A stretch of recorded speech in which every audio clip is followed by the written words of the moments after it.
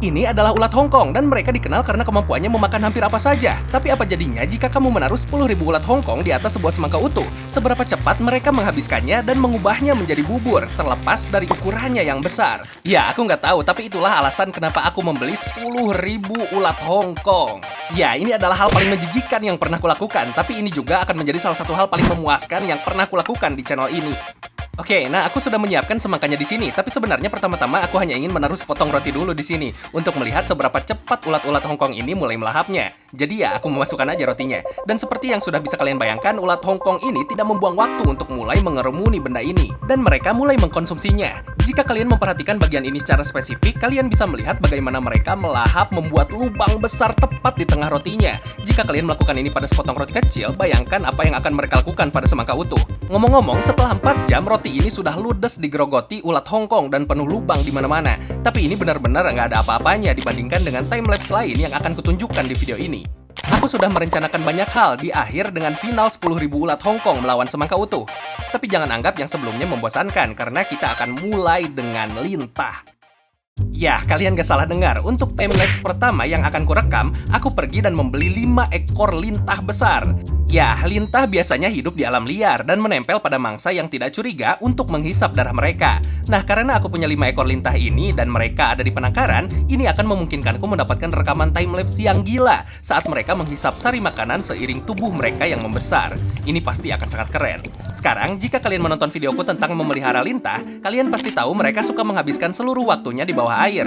Jadi itulah sebabnya aku menyiapkan akuarium untuk tes ini. Jadi dengan cepat aku akan mengisi tangki ini dengan ini. Sekarang kita bisa memasukkan lintahnya dan kita bisa memulai tesnya sekarang. Jadi ya, aku memasukkan kelima lintah ini dan menutup bagian atasnya agar mereka tidak kabur. Seketika kalian bisa melihat bagaimana mereka semua mulai berenang di bawah air, persis seperti ular. Ya, ini emang agak aneh sejujurnya, tapi saat mereka ingin berhenti berenang, mereka akan menempel di kaca menggunakan ujung tubuh mereka yang fungsinya seperti alat penghisap. Wah, keren.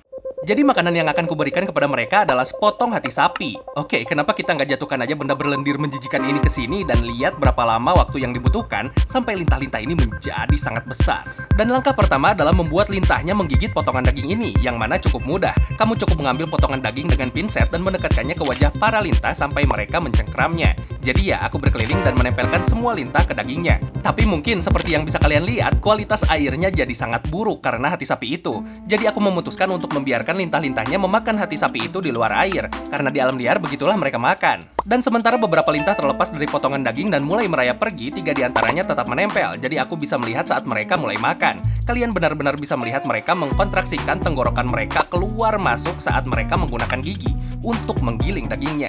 Lalu mereka menghisapnya seperti jus ke dalam tubuh mereka. Tapi segalanya tidak berjalan sesuai rencana karena tiba-tiba saja seekor lintah ini memutuskan untuk lepas dari potongan daging dan kabur ke sana kemari. Kemudian 2 lintah lainnya juga ikut lepas dan yang satu ini malah memutuskan untuk menggali ke dalam daging dan yang satunya lagi melata pergi. Hei, seenggaknya kita bisa melihat mereka makan sebentar. Itulah kenapa aku suka timelapse karena bisa merekam hal acak yang aneh kayak gini. Tapi bahkan lintah ini nggak sebegitu menariknya jika dibandingkan dengan timelapse yang akan datang nanti karena videonya akan semakin keren seiring berjalannya durasi.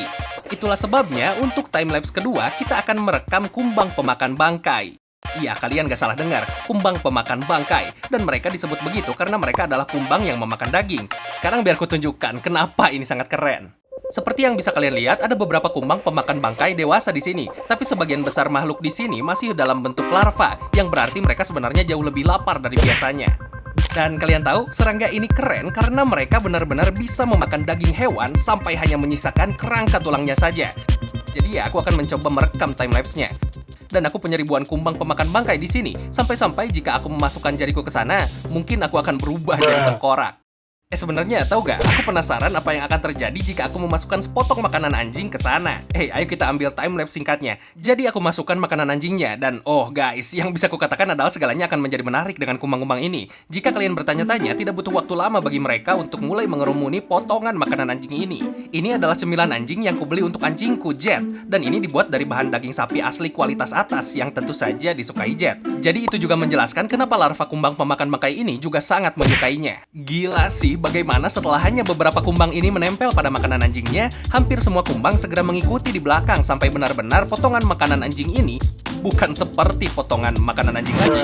Ini udah seperti potongan hidup dari kumbang pemakan bangkai sekarang. Ya, ada banyak kumbang yang menempel di sana. Ya ampun, demi apa? Mereka ini sangat lapar. Jadi ya aku goyangkan semuanya supaya lepas. Karena jika kalian ingat, alasan utama aku mendapatkan kumbang-kumbang ini adalah karena aku ingin melihat apakah mereka bisa mengubah seekor hewan menjadi kerangka. Dan aku tidak ingin mereka kekenyangan karena ini. Tapi ngomong-ngomong, mengingat potongan makanan anjing ini hanya ada di sana selama 10 menit, para kumbang sudah membuat kemajuan yang cukup lumayan dengan mengunyah banyak potongan kecil darinya. Pokoknya untuk hidangan utama yang akan aku kasih ke mereka, aku punya kepala bebek. Iya, dan kita akan melihat apakah mereka bisa mengubahnya menjadi tengkorak bebek yang putih. Tenang guys, bukan aku yang ngelakuin ini ke bebeknya. Aku baru aja beli dari toko hewan. Dia bilang ini kayaknya makanan anjing. Coba dicicip dulu, Jet. Kumbangnya bakal suka nggak ya ke ini?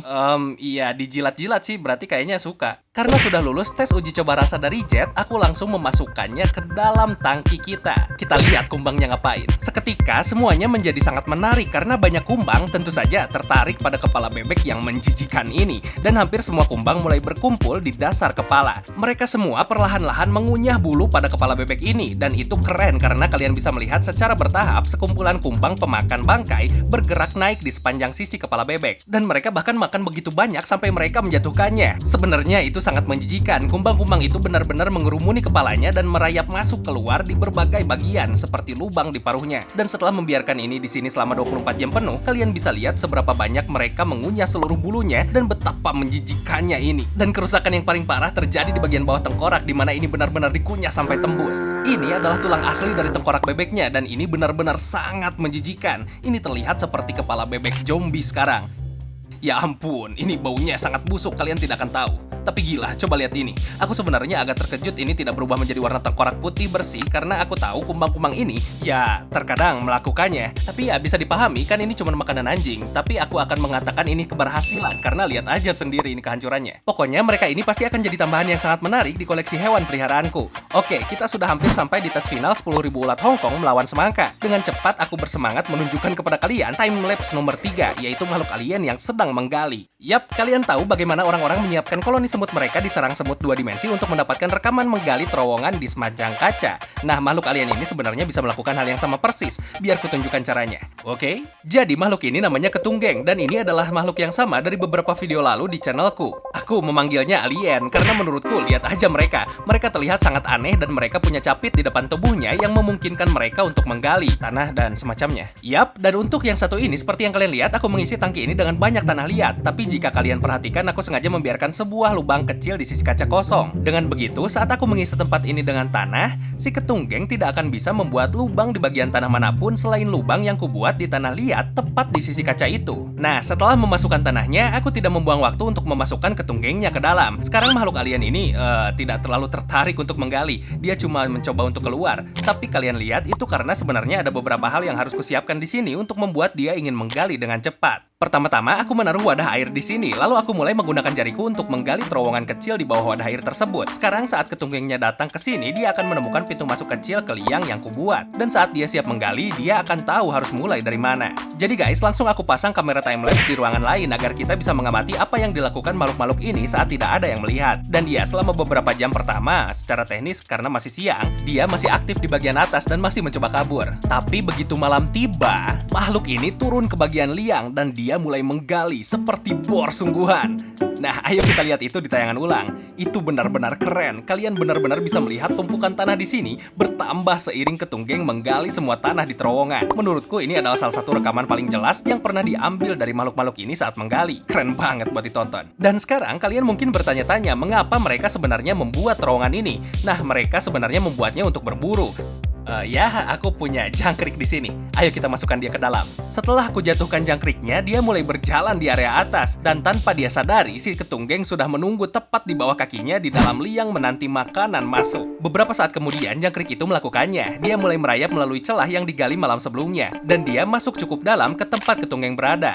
Aku tahu di sini jadi sangat berkabut saat aku membawanya ke area rekaman. Jadi aku agak sulit melihatnya, tapi ketunggengnya mulai menyerang jangkrik itu dan mulai mengejarnya keluar liang. Jangkrik itu mencoba kabur, tapi percuma karena capit ketunggeng terlalu kuat. Dan aku tahu kalian tidak bisa melihatnya dengan jelas di rekaman ini, tapi aku bisa menjamin jangkrik itu sudah tidak bersama kita lagi. Bahasa halusnya segitu. Wah, itu keren banget. Tapi aku akan memindahkan makhluk ini kembali ke kandang aslinya yang kubuat di video sebelumnya. Oke guys, akhirnya tiba saatnya untuk melakukan timelapse terakhir kita dengan 10.000 ulat Hongkong. Oke, aku tidak akan membuang waktu lagi dan aku akan merekam beberapa hal sekarang juga. Tapi sebelum kita melakukan bagian semangka, aku sebenarnya ingin mulai dengan sesuatu yang jauh lebih menarik. Benda ini.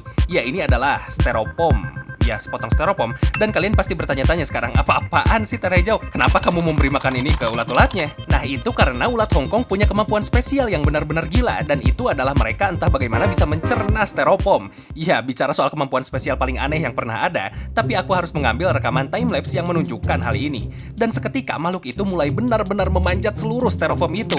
Benar-benar menutupinya. Aku nggak tahu kenapa ulat Hongkong adalah salah satu dari sedikit hewan yang bisa memakan styrofoam. Sejujurnya ini agak aneh. Dan bagian paling gila dari timelapse ini adalah jika kalian melihat tepat di bawah sini, kalian benar-benar bisa melihat momen ketika ulat Hongkong memutuskan untuk mulai mengunyah lubang besar di sisi styrofoam, sehingga mereka benar-benar bisa merayap masuk dan makan lebih banyak. Setelah semalaman, aku goyangkan semua ulat Hongkongnya agar kita bisa melihat kerusakan yang terjadi.